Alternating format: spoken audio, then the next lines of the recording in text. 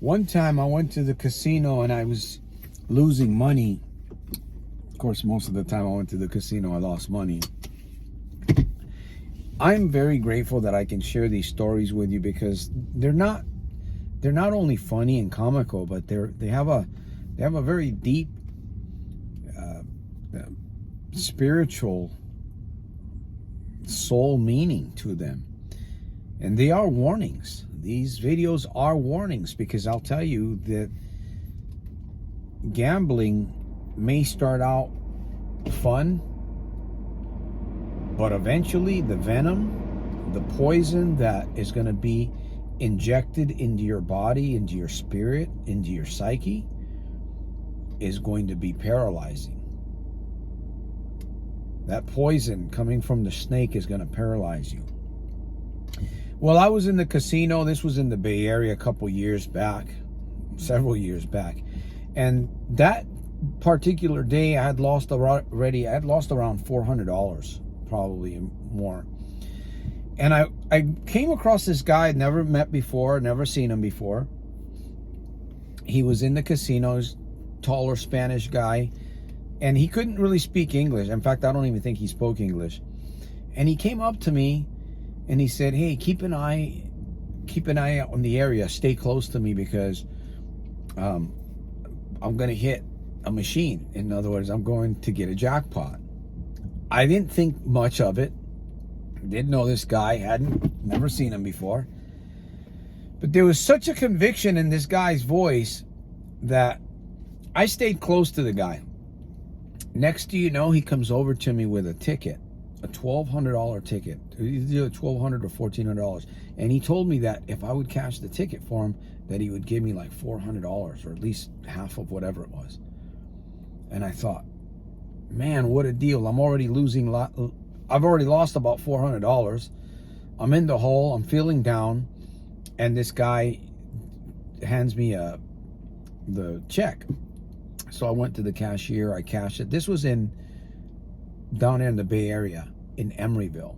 There's a casino there that's been there. It's been there several years, but it is in the Bay Area in Emeryville. Anyhow, cashed the ticket. He gave me my $400. I was happy. You know, I refueled my reserves, but I didn't have reserves at that point. But my fuel cell went zip right back up. So I had $400, and he went his way and I went my way. Next to you know, I was surrounded by I don't know if there were three men. I know there was a woman, possibly, but there was at least two guys. And they asked me to come with them, right? "We want you to come with us." I'm like, okay. And I had a funny feeling that had something to do with what I did earlier. So they walked us. It was a group of about 6 or 7 people in this back room. And they brought the Spanish guy in there. And they brought me in there. So they're sitting there looking and they're questioning us. And they didn't search us or anything. For some reason, they didn't want to search us. Or maybe, I don't know why. But I felt uneasy. I know the guy was feeling uneasy too, because he kept asking me, "What are they saying? What are they saying?" And they were asking us about the money. They knew that we had done this this was actually against the law. And I believe that this guy, the Mexican guy, the Spanish guy, I believe he thought he was probably going to get deported or something. And they kept pushing us, "Where's the money?" I was lying my teeth out.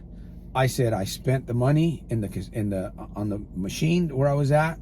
I blew it, and I wasn't giving in to nobody. I had that $400. I didn't think I had $400, but I know I had a bunch of that cash because I had dipped into it. Well, we got threatened, and we got thrown out of there. And they told us that if they ever caught us there again, that we would end up getting, they would press charges on us. Now, I've been back to that casino after that incident, back then, and we didn't get arrested. At least I never saw that individual ever again. Never saw him. I don't know whatever happened to him. But I'll never forget that. I don't know if it was a Thursday or Friday. I'll never forget. I walked out of there with like $400. They did us a favor. They kicked us out of the casino. And I walked out of there a winner, at least on that day. Now, I tell you, it could have ended up a lot worse.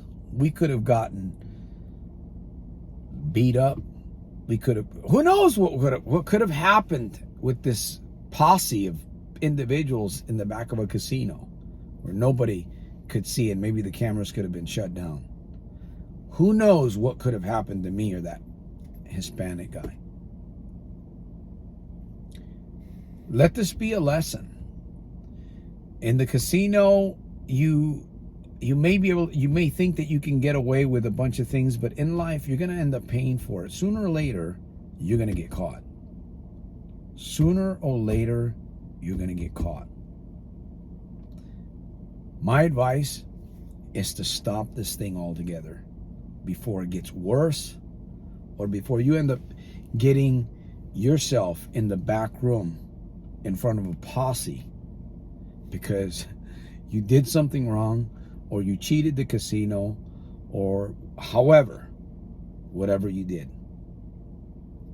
Stay here for support. You're at the right place at the right time. I am Santos Jr., the world's #1 problem gambling interventionist.